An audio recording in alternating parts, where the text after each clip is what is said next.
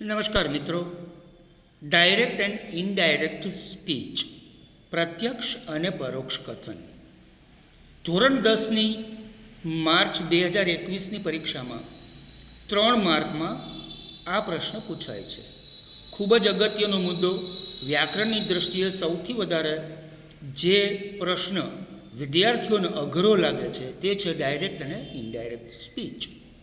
આપણે એને વિગતવાર નિરાતે શાંતિથી સમજીને આપણે મગજમાં ઉતરે એ રીતે આખા મુદ્દાને આપણે જોઈએ. તમે જોઈ રહ્યા છો વિડીયોમાં મિત્રો, સામાન્ય રીતે એક વ્યક્તિએ કહેલી વાત એના એ જ સ્વરૂપે જ્યારે બીજાને કહેવામાં આવે એને પ્રત્યક્ષ કથન એટલે કે ડાયરેક્ટ સ્પીચ કહેવામાં આવે છે. પણ આપણે જ્યારે વાત કરતા હોઈએ ત્યારે કેટલીક વાર એ વાતની રજૂઆત માં ગેરસમજ થવાની શક્યતાઓ આપણે દૂર કરવા માટે આખી વાત બીજી કોઈ એટલે કે ત્રીજી વ્યક્તિને પોતાની રીતે રજૂ કરી ત્રીજી વ્યક્તિને કંઈ સંભળાવે તેમાં અર્થમાં પરિવર્તનને લેશ માત્ર અવકાશ ન હોય. આ પ્રકારની વ્યાકરણની રજૂઆતને પરોક્ષ કથન એટલે કે ઇનડાયરેક્ટ સ્પીચ કહેવામાં આવે છે.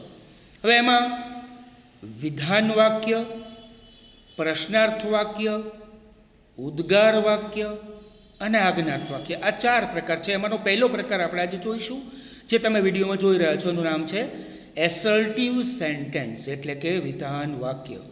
તમારા મનમાં પ્રશ્ન થાય વિદ્યાર્થી મિત્રો કે એસર્ટિવ સેન્ટેન્સ એટલે કે વિધાન વાક્ય એટલે શું? તો વિધાન કરવું. વિદ્યાર્થી મિત્રો, તમે જ્યારે પરીક્ષામાં આ પ્રશ્નનો જવાબ લખો છો ત્યારે મોટા ભાગે 2 પ્રકારના વાક્યો પૂછવામાં આવે છે. એક, પહેલું વિધાન વાક્ય, બીજું પ્રશ્નાર્થ વાક્ય.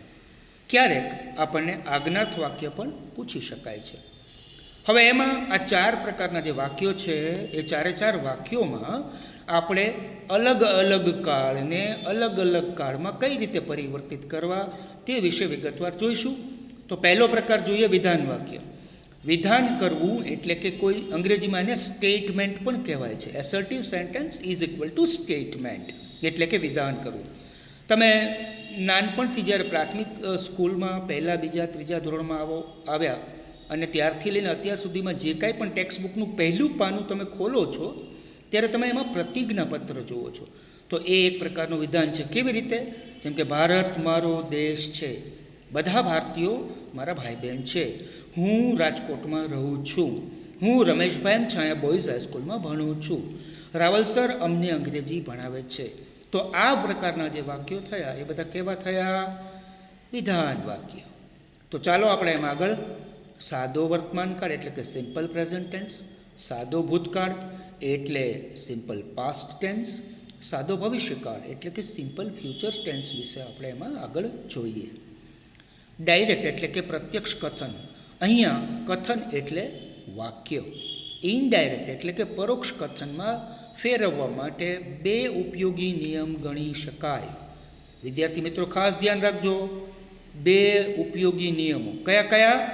પહેલું, કાળનું પરિવર્તન એટલે કે ચેન્જ ઓફ ટેન્સીસ, અને બીજું સર્વનામનું પરિવર્તન એટલે કે ચેન્જ ઓફ પ્રોનાઉન્સ. આગળ વધીએ એના પહેલાં આપણે આટલું યાદ રાખીએ. જુઓ, વાક્ય દેખાઈ રહ્યું છે, હી સેઝ.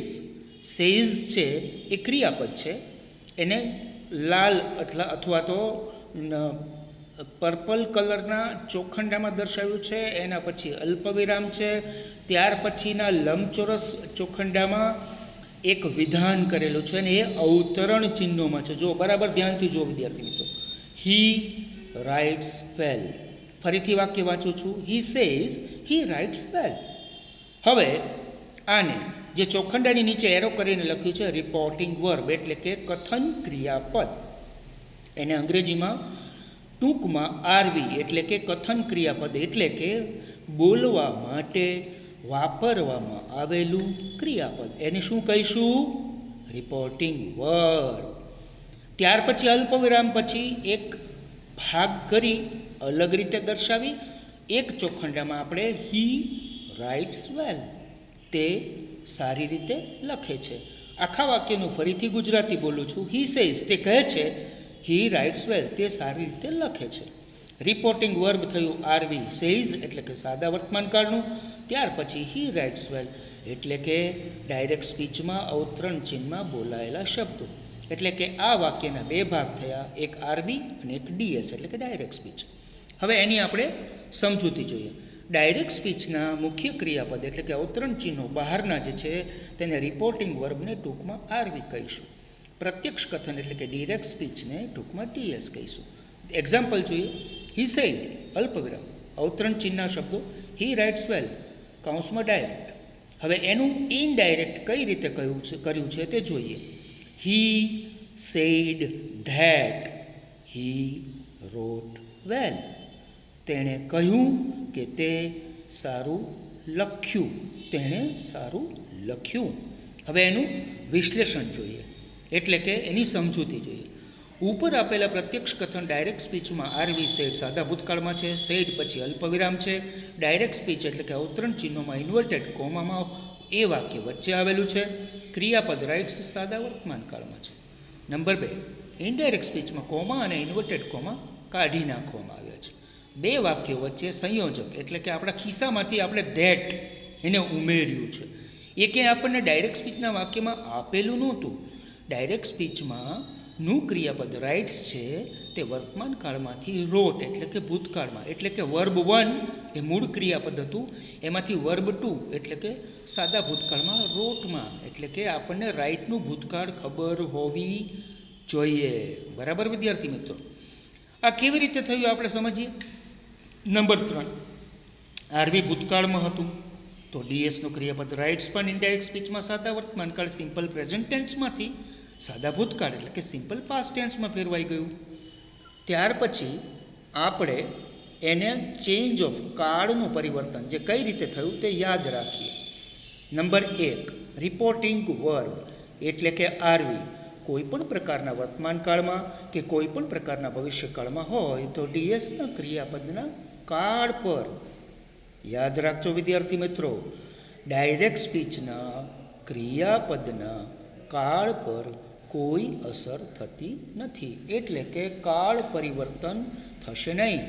નંબર 2, આરવી ગમે તે પ્રકારના ભૂતકાળમાં હોય પણ ડીએસમાંનું કથન કોઈ શાશ્વત સત્ય એટલે કે યુનિવર્સલ ટ્રુથ હોય તો ડીએસ એટલે કે ડાયરેક્ટ સ્પીચના ક્રિયાપદના કાળ પર કોઈ અસર થતી નથી, એટલે કે કાળનું પરિવર્તન કરવાનું આવતું નથી.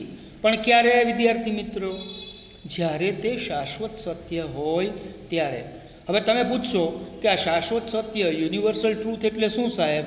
તો ધારો કે તમને હું એક વાક્ય કહું કે the sun rises in the east, સૂર્ય પૂર્વમાં ઉગે છે.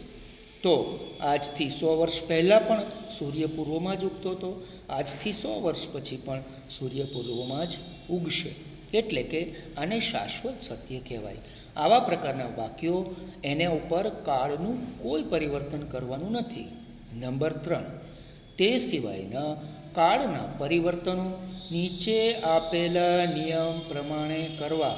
હવે આ નિયમો આપણે જોઈએ એના પહેલાં આપણે એક વાત ખાસ યાદ રાખી લઈએ વિદ્યાર્થી મિત્રો કે આ નિયમો છે એ માત્ર અને માત્ર વિધાન વાક્યો પૂરતા જ છે. આ ભૂલવાનું નથી. Okay friends? હવે જુઓ, આમાં ટેબલમાં આપણને બતાવવામાં આવ્યું છે. નંબર 1, આરવી એટલે કે રિપોર્ટિંગ વર્બ એટલે કે કથન ક્રિયાપદ. આપણે પહેલાં વાક્યમાં જોયું ને હી સેઝ, તો સેઝ શું હતું? આરવી એટલે કે કથન ક્રિયાપદ. હવે આનો નિયમ જુઓ. આરવી કોઈ પણ પ્રકારના વર્તમાનકાળ કે ભવિષ્યકાળમાં હોય તો ડીએસના કાળમાં એટલે કે ડાયરેક્ટ સ્પીચના કાળમાં આપણે કોઈ ફેરફાર કરવાનો નથી. નંબર 2, રિપોર્ટિંગ વર્બ કોઈ પણ પ્રકારના ભૂતકાળમાં હોય તો પણ ડીએસના એટલે કે ડાયરેક્ટ સ્પીચના શાશ્વત સત્યના કાળમાં પરિવર્તન કરવાનું નથી. નંબર 3, આરવી એટલે કે રિપોર્ટિંગ વર્બ એટલે કે કથન ક્રિયાપદ કોઈ પણ પ્રકારના ભૂતકાળમાં હોય તો ડીએસ એટલે કે સાદા વર્તમાન કાળને સાદા ભૂતકાળમાં ફેરવવો. From simple present tense to simple past tense. આપણે એમાં ઉદાહરણમાં જોયું કે હી રાઇટ્સ હતું તો એનું આપણે શું કર્યું? જો એરો કરીને બતાવ્યું છે આમાં, હી રોટ. સમજાય છે?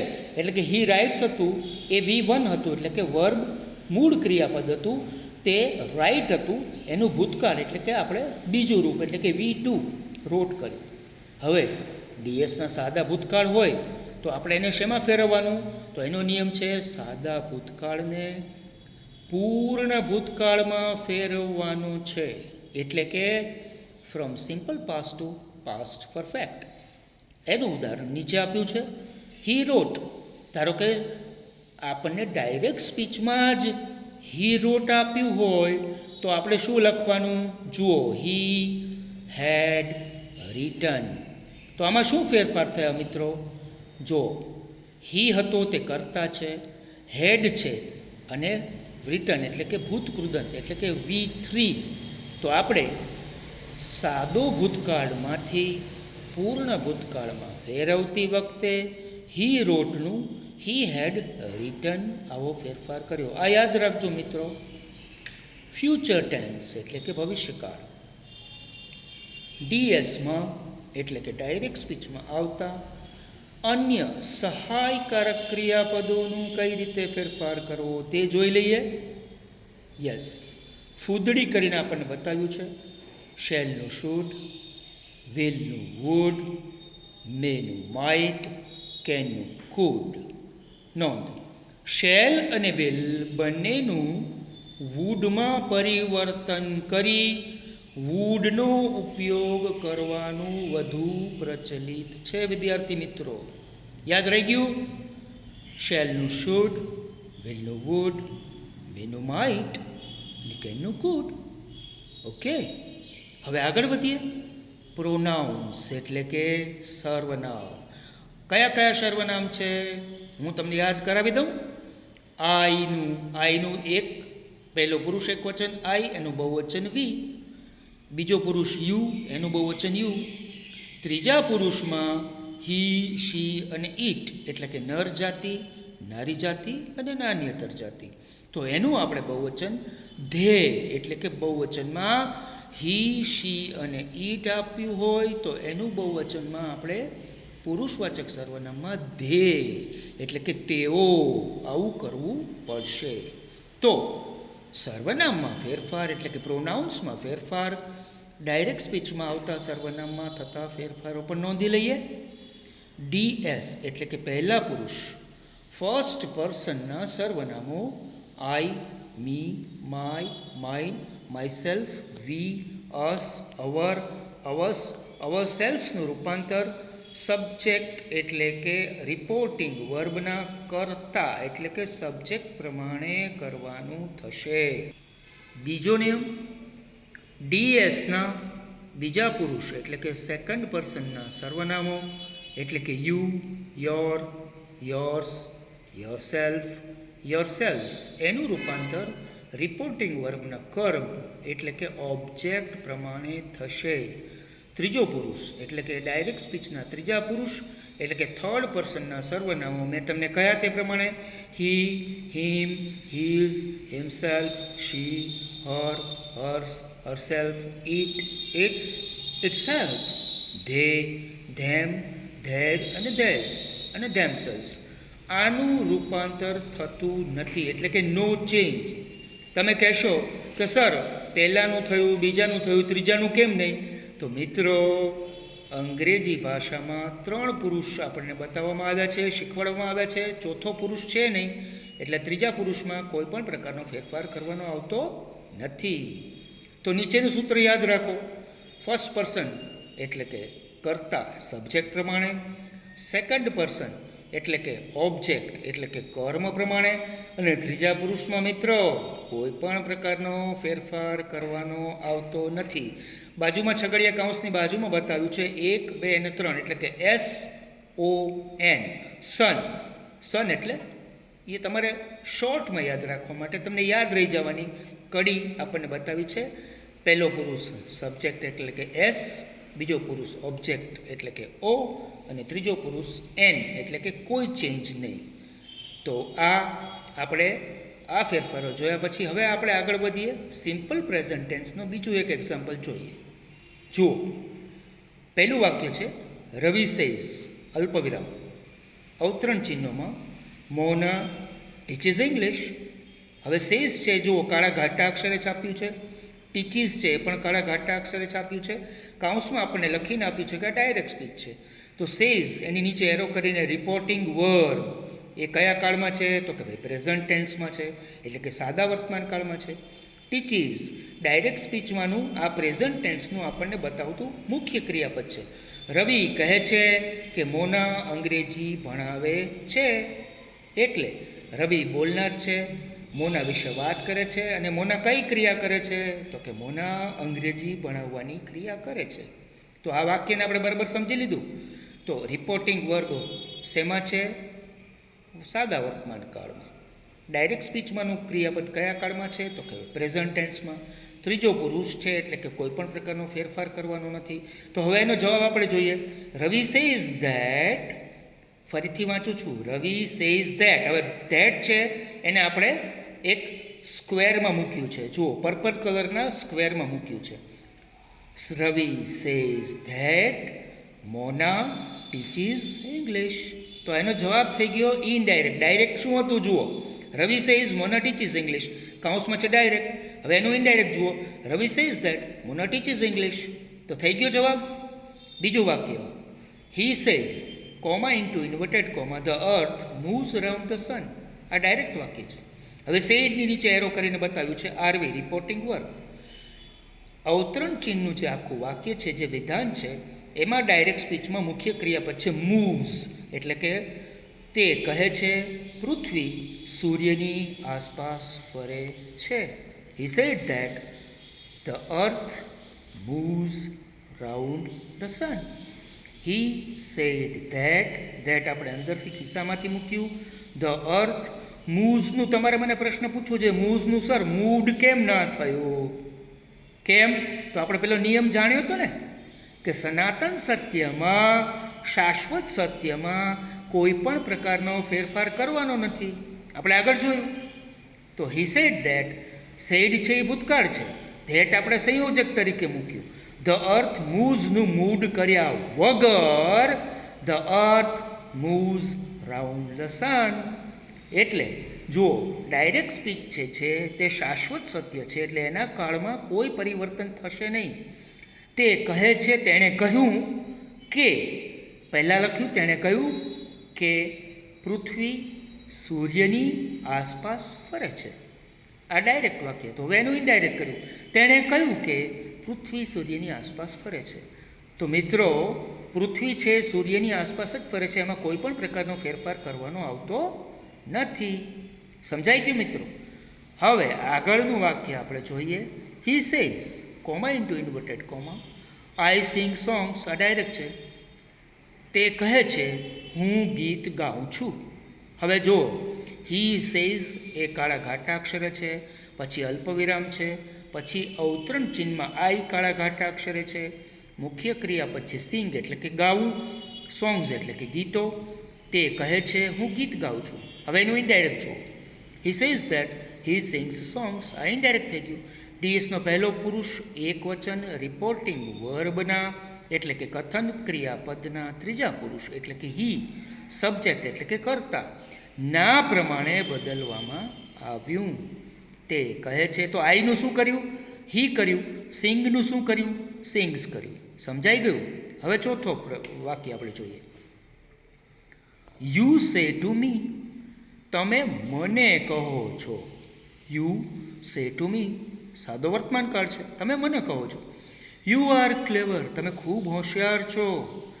You tell me that I am clever. શું શું ફેરફાર થયા જુઓ, ચોખંડામાં ધ્યાન આપો મિત્રો.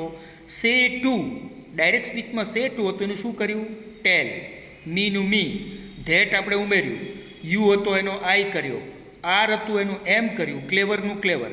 ફરીથી આખું વાક્ય વાંચીએ.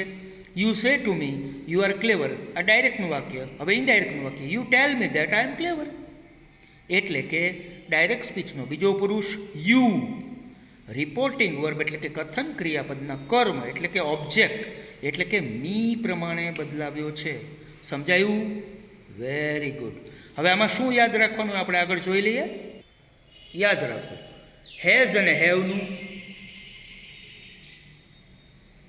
યાદ રાખો. ઉપરના વાક્યોમાં આપણે સાદો વર્તમાનકાળ, શાશ્વત સત્ય અને પર્સનલ પ્રોનાઉનનું રૂપાંતર કર્યું છે. એનો અભ્યાસ કરજો.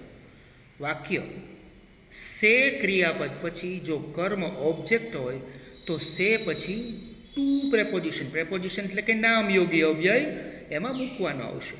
નંબર 3, ડાયરેક્ટ સ્પીચમાં સે પછી કર્મ આવેલું હોય તો ઇનડાયરેક્ટ કરતી વેળાએ સે ને બદલે ટેલ, એટલે કે શું કામ? તો કે ભાઈ ત્યાં મી એટલે કે હું સાંભળવા વાળો વ્યક્તિ હોય ત્યારે સે ના બદલે ટેલ ક્રિયાપદ જે તે કાળ પ્રમાણે મૂકવાનું. હવે સે ના બદલે સેડ હોત તો આપણે શું મૂકવું પડે? ટોલ્ડ. તો ટેલનું ભૂતકાળ ટોલ્ડ થાય.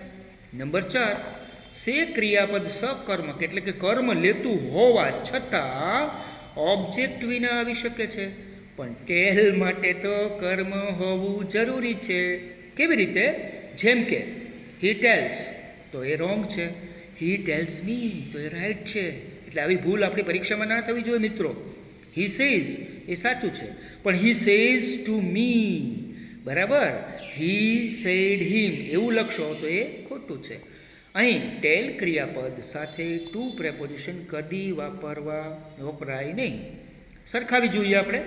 હી says to me you are great, he tells me that I am great. તો અહીંયા આપણો આ સાદા વર્તમાનકાળનું આપણે સાદા ભૂતકાળમાં કઈ રીતે પરિવર્તન કરવું તે મુદ્દો આપણે અહીંયા પૂર્ણ કરીએ છીએ. હવે પછી બીજા ભાગમાં સાદા ભૂતકાળનું ડાયરેક્ટમાંથી ઇનડાયરેક્ટ કેમ કરશું એ આપણે આગળ ઉપર જોઈશું.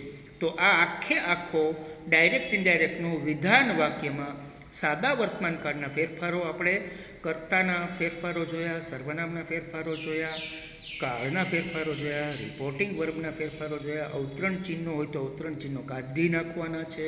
આ બધી નાની નાની બાબતો છે.